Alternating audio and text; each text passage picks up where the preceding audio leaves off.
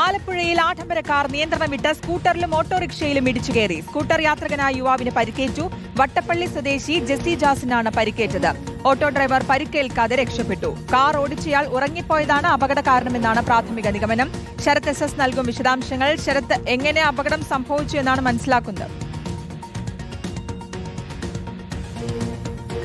ഇന്ന് രാവിലെ ഒരു 11:30 കൂടിയാണ് ആലപ്പുഴ വലിയ ചുടുകാടിന് സമീപത്തിൽ ഇത്തരത്തിൽ കാറിടിച്ച് ഓട്ടോയിലേക്കും ഒപ്പം ബൈക്കിലേക്കും കാറിടിച്ച് അപകടമുണ്ടായിട്ടുള്ളത്. ബൈക്ക് യാത്രക്കാരനാണ് ഇപ്പോൾ പരിക്കേറ്റുള്ളത്. ബൈക്ക് യാത്രക്കാരനായ ജെസ്സി ജാസിനെ മണ്ടാനം മെഡിക്കൽ കോളേജ് ആശുപത്രിയിലേക്ക് പ്രവേശിപ്പിച്ചിട്ടുണ്ട്. കാലിനാണ് പരിക്ക് പറ്റിയത്. കാറിന്റെ നിയന്ത്രണം നഷ്ടപ്പെട്ടതാണ് അപകടത്തിലേക്ക് നയിച്ചതെന്നുള്ളതാണ് നാട്ടുകാർക്ക് തന്നെ അവിടെ കണ്ട ആളുകൾ തന്നെ പറയുന്നത്. അതായത് കാർ ഡ്രൈവർ ഉറങ്ങിയതാകാമെന്നുള്ളതാണ് പോലീസും സംശയിക്കുന്നത്.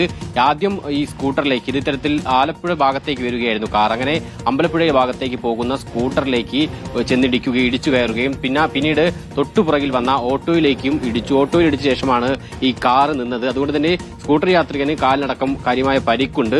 ഉടൻ തന്നെ ഇതേ കാറിൽ തന്നെ ഈ സ്കൂട്ടർ യാത്രികനെ മണ്ടാനം മെഡിക്കൽ കോളേജിലേക്ക് കൊണ്ടുപോവുകയായിരുന്നു.